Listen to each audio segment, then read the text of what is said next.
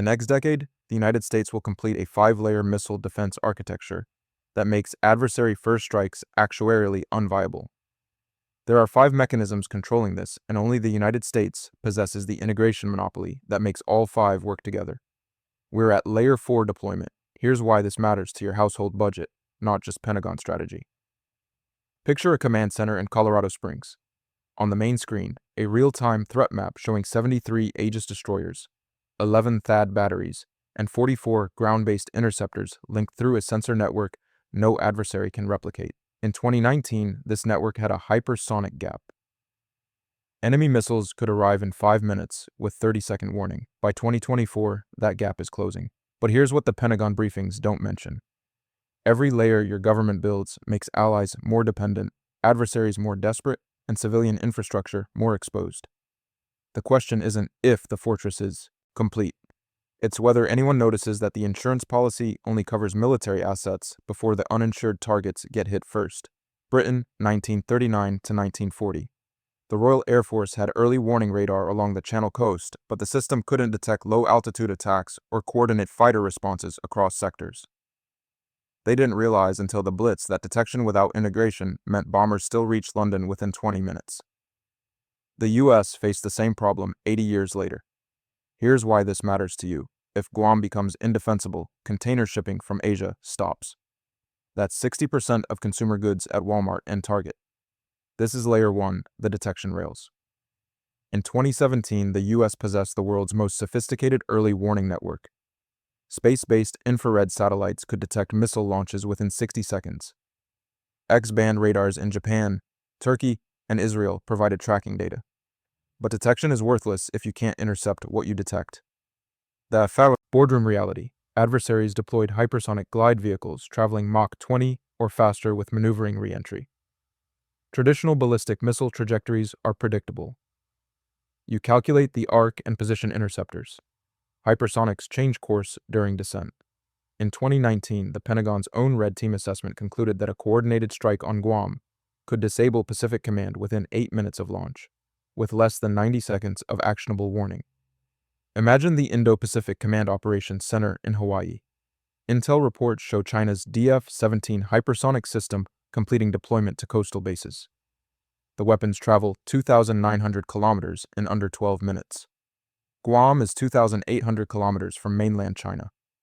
An analyst runs the intercept math. Ground-based interceptors in Alaska need 15 minutes minimum to reach mid-course interception geometry. Aegis destroyers with SM-3 missiles need to be positioned within 500 kilometers of the threat axis, but they don't know the flight path until 3 minutes after launch. The timeline doesn't close. Here's how the vulnerability gap worked.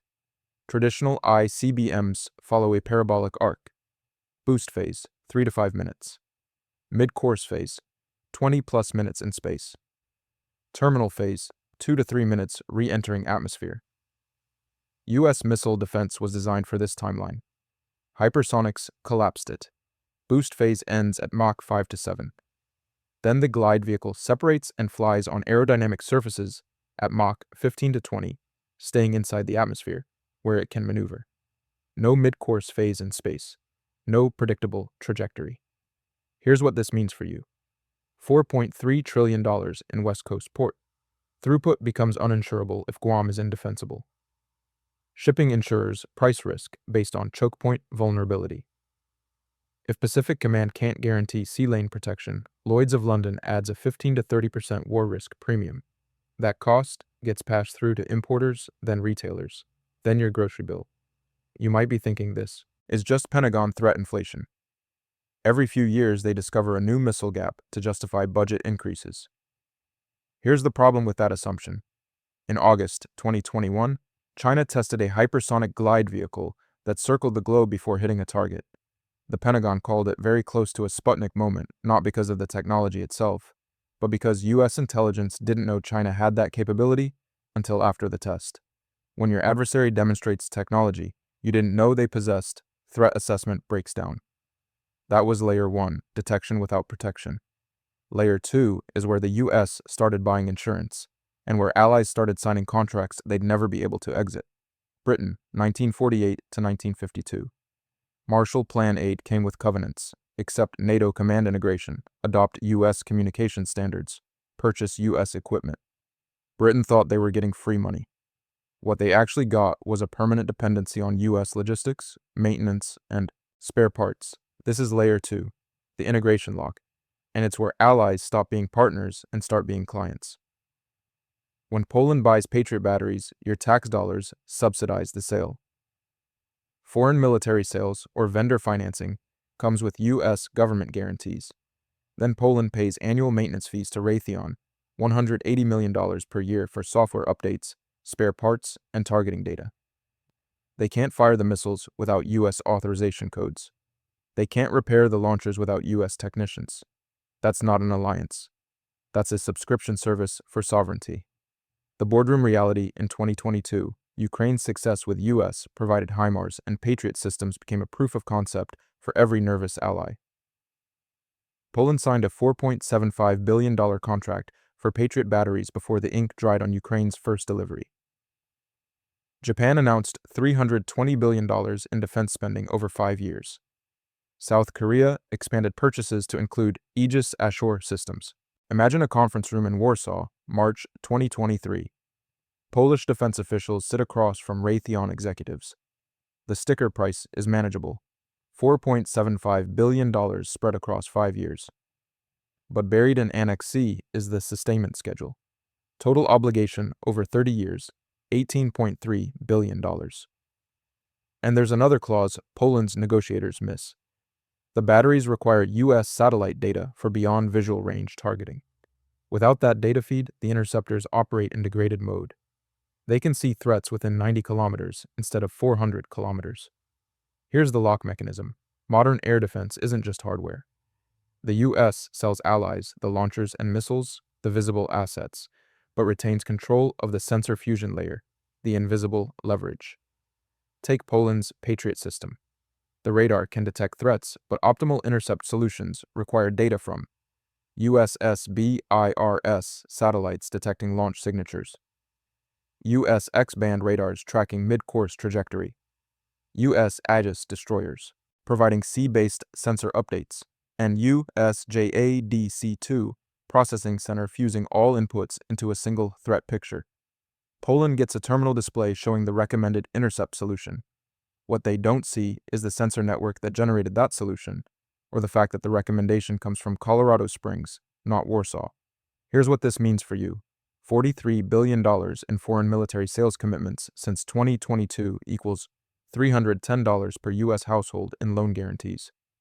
When an ally buys U.S. defense systems through vendor financing, the Treasury Department backs the loan. If Poland defaults, U.S. taxpayers cover the shortfall. You might be thinking, this is just good business. Allies choose U.S. systems because they're superior technology. Here's the problem with that assumption. Voluntary in context of no alternatives isn't really voluntary. Europe tried building indigenous air defense, the SAMP/T system. First interceptor test, 1995. Initial operational capability, 2010. 15 years of development for a system with 1/3 the range of Patriot and no integration with NATO networks. When the alternative is unaffordable, the transaction isn't voluntary. It's compulsory with the illusion of negotiation. And that's just layer 2, allies buying coverage. Layer 3 is where the insurance premium gets calculated. Britain 1945 to 1949. Stalin calculated the cost of invading Western Europe. Overwhelming ground superiority. But the US had nuclear monopoly. Conventional invasion was militarily viable, but actuarially insane. Britain wasn't defended by its military, it was defended by U.S. insurance underwriting. This is layer 3, the pricing mechanism, and it's where military strategy becomes risk management. Here's why this matters to you. If Russia calculates missile defense, makes first strike unviable, they invest in nuclear modernization instead. Congressional Budget Office projects $1.7 trillion in U.S. nuclear modernization over 30 years, $12,700 per household. Social Security trust fund exhaustion accelerates because defense spending crowds out discretionary budget. The boardroom reality in 2024. Adversaries run probabilistic kill models. Before layered missile defense, a Russian or Chinese first strike on U.S. Pacific Command had 60 to 70% probability of mission success. Now run the same model with Aegis destroyers positioned off Guam, THAAD batteries on Guam, Patriot PAC-3 for point defense, plus US early warning satellites detecting launch at 60 seconds. Probability of mission success drops to 15 to 20%. You launch 200 missiles, intercept 170. The remaining 30 hit dispersed targets, 40% of aircraft survive, and now US bombers are inbound for counterforce strike on your launch sites. That's not deterrence through retaliation. That's deterrence through actuarial math. Imagine the Kremlin, December 2025.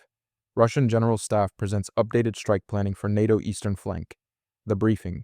Officer highlights Poland's Aegis ashore site, 2 launchers, 48 SM, 3 Block 2A interceptors. Each interceptor has 85% single-shot kill probability. Saturation attack requires 6 to 8 missiles per defended target. Before Aegis ashore, Russia could disable Polish air bases with 40 missiles. Now the same mission requires 240 missiles. Romania has Aegis ashore. Turkey hosts X-band radar. Aegis destroyers patrol the Baltic. The strike package that used to cost 40 missiles now costs 600. One general asks, if conventional strike is unaffordable, what's the alternative? Everyone knows the answer. You escalate to tactical nuclear weapons, or you don't strike at all. Here's how pricing works. Every interception layer forces adversaries to add redundancy. Patriot PAC-3 has 90% single-shot kill probability. If you want 90% confidence of destroying a target defended by Patriot, you need at least 2 missiles per defender. But the defender might have 4 launchers covering the target, so you need 8 missiles to saturate 4 launchers.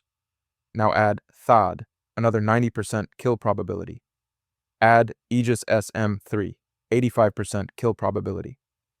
Each layer multiplies the required strike package. Attacking becomes exponentially more expensive than defending. Here's what this means for you.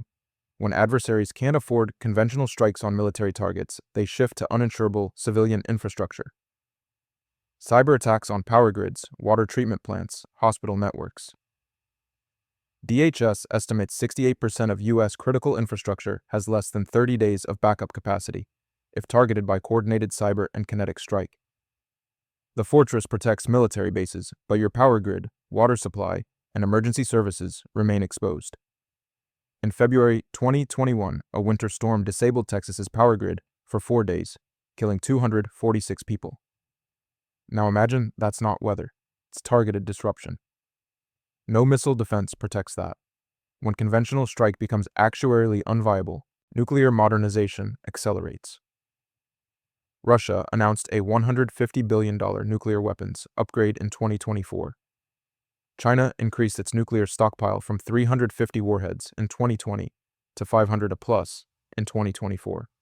The paradox, making conventional attack prohibitively expensive drives adversaries toward weapons that bypass missile defense entirely. You might be thinking this is exactly the point. If missile defense makes attack too expensive, adversaries don't attack.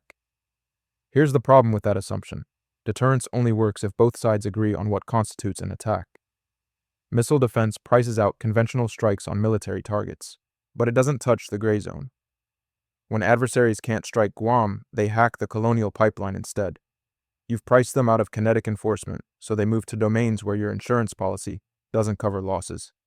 Now we have to address the elephant in the room, the critical vulnerability, sensor saturation. Launch 500 missiles with 2,000 decoys. Tracking systems can't process targets fast enough.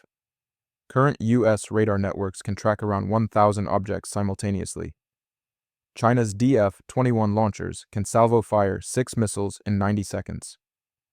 10 launchers equals 60 missiles plus 240 decoys equals sensor saturation. That's Layer 3, pricing adversaries out of first strike. Layer 4 is where the fortress deepens. Britain, 1982. Falklands War. Argentina's Air Force sank 2 Royal Navy destroyers using French-made Exocet missiles. Britain had early warning radar and Sea Dart air defense, but not enough layers. Single-point failures. The lesson NATO learned, redundancy. This is Layer 4, the terminal backstop, and it's where forward bases stop being vulnerable targets. When adversaries can't penetrate mid-course interception, they try to saturate terminal defenses with volume. Layer 4 exists to absorb that volume. The boardroom reality by 2027. Guam hosts 3 THAAD batteries, 72 interceptors total, 6 Patriot PAC-3 batteries, 96 interceptors, and an Aegis Ashore site under construction, 48 SM-3 missiles. Total defensive loadout, 216 interceptors protecting a 544 square kilometer island. That's 1 interceptor per 2.5 square kilometers. And it's not just static defense. Aegis destroyers rotate patrols within 500 kilometers. The cost, $8.7 billion in hardware, $420 million per year in maintenance. But the insurance payout if Guam falls, loss of Pacific Command forward presence, and $600 billion in strategic repositioning costs. Imagine Andersen Air Force Base, Guam, April 2027. Satellite imagery shows Chinese rocket force expanding DF-26 deployments. Intelligence estimates 200-plus launchers within range. The base commander briefs visiting senators. On the display, color-coded interception zones. Red, 0 to 20 kilometers altitude, Patriot, PAC-3. Orange, 20 to 150 kilometers, THAAD. Blue, 150 to 500 kilometers, Aegis SM-3. A senator asks, if China launches 200 missiles, can you stop them all? The commander hedges, we can intercept 180 to 185 with high confidence. The remaining 15 to 20 depend on decoy discrimination. We'll lose some aircraft, but the base remains operational. Here's how terminal defense works. THAAD intercepts targets at 40 to 150 kilometers altitude. The interceptor uses hit-to-kill technology, no warhead, just kinetic impact at closing speeds exceeding Mach 15. But the intercept window is narrow, 20 to 40 seconds. Patriot PAC-3 handles the final 20 kilometers. Intercept window, 8 to 15 seconds. The system can engage multiple targets simultaneously, up to 8 per battery, but saturation attacks can overwhelm launchers. The redundancy mechanism, overlapping coverage. Guam's 6 Patriot batteries can engage the same threat from different angles. If Battery A misses, Battery B has a second shot. If both miss, THAAD gets a third attempt. The goal isn't perfect defense, it's raising the cost of attack so high that mission success becomes improbable. Here's what this means for you. Terminal defense is expensive insurance on forward bases that enable cheaper global military presence. Without Guam, the U.S. needs bases 2,000 plus kilometers farther east. Hawaii, Alaska, West Coast. That extends supply lines, increases fuel costs, and reduces sortie rates. Every conflict in the Pacific becomes 30 to 40% more expensive. Those costs show up in defense budgets that crowd out domestic spending. When U.S. forward bases become defensible, adversaries shift to alternative strategies. China accelerates aircraft carrier construction. Russia develops Canyon and Poseidon, nuclear-powered torpedoes designed to bypass missile defense by traveling underwater. Iran expands proxy networks to threaten U.S. positions with drones that cost $20,000 to launch versus $3 million interceptors. You might be thinking terminal defense is the whole point. If Guam survives a first-wave attack, the U.S. maintains Pacific presence. Here's the problem: operational. Survival isn't the same as mission effectiveness. If an attack destroys 20% of aircraft, those losses eliminate the island's ability to sustain surge operations. And there's a second problem: interceptor inventory is limited. Manufacturing lead time for SM-3 missiles is 18 to 24 months. If China launches 200 missiles and the U.S. expends 180 interceptors defending, Guam is defenseless against a second wave until resupply arrives. And that's Layer 4. Layer 5 is where the integration monopoly becomes permanent and where the fortress stops being a security guarantee and starts being a dependency trap. Britain, 1960 to 1990. The UK maintained independent nuclear deterrent via Polaris and Trident submarine-launched missiles. But submarines required U.S. navigation data, missiles required U.S. targeting coordinates, and warhead maintenance required U.S. technical support. Britain could launch independently, in theory. In practice, the system only worked with continuous U.S. underwriting. This is Layer 5, the integration monopoly, and it's where the fortress becomes a cage. Here's why this should concern anyone with a 401k. If allies doubt U.S. commitment, they proliferate. Japan, South Korea, Poland go nuclear.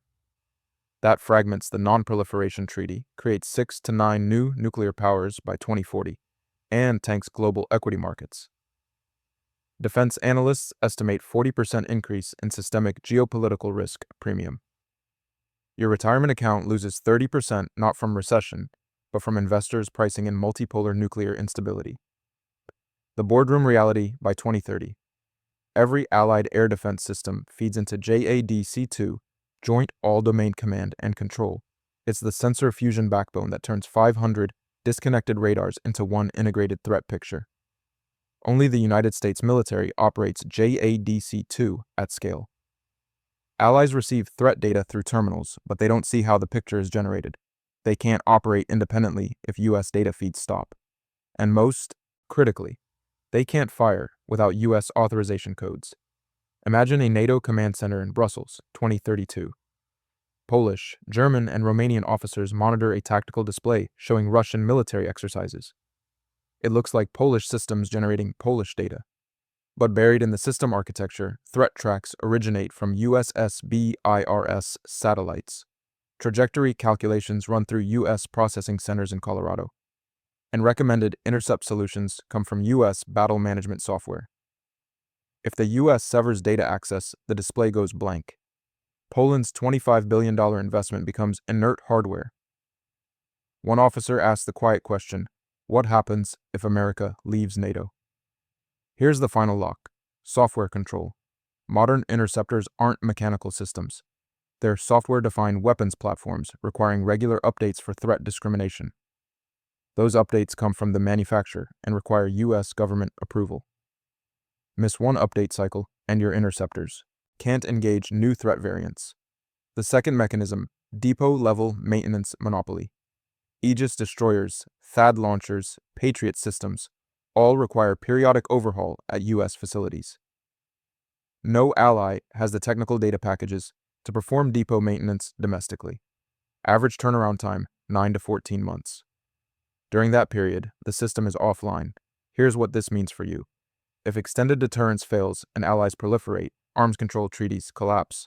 START, NPT, INF, all premised on limited nuclear club. Add 6 to 9 new nuclear powers, and verification becomes impossible.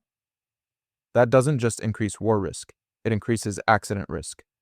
Insurance models estimate 8 to 12% probability of accidental nuclear detonation over 20 years in a world with 15+ nuclear powers, versus 2 to 3% with current 9 nuclear powers. When allies realize they're locked in permanently, some accept dependency, others seek exit. France already operates independent nuclear deterrent. India develops its own BMD, but most allies lack resources for independence. They're stuck, can't afford to exit US integration, can't afford to trust US commitment indefinitely. That creates alliance fragility. You might be thinking this integration is exactly what alliances are supposed to provide: shared defense, pooled resources, collective security. Dependency is a feature, not a bug. Here's the problem with that assumption. Cohesion through dependency only works if the underwriter never revokes coverage. What happens when a future US administration decides extended deterrence is too expensive? Allies have no fallback. They've spent decades buying into US integration instead of developing indigenous alternatives. Now they're locked in, and the lock is controlled by a political system that changes management every 4 to 8 years. That's not insurance. That's exposure. If US voters decide defending Tallinn or Seoul isn't worth nuclear risk, no treaty can override. Democratic disengagement. The fortress holds until the political will to man it erodes. Those are the 5 layers. Here's why they won't break, and why the fortress becomes a cage. Same room, same screen, different numbers. The command center in Colorado Springs still tracks threats in real time. The Aegis destroyers still patrol. The THAAD batteries still stand ready. But the question was never whether to build the fortress. It was whether anyone would notice the terms had already changed. The allies signed contracts they can't exit. The adversaries priced in costs they can't afford. And the civilian infrastructure remains uninsured. Layer 5 is complete. The integration monopoly is operational. The fortress doesn't need to be breached. It just needs to be understood for what it always was. Not a shield, but a lock.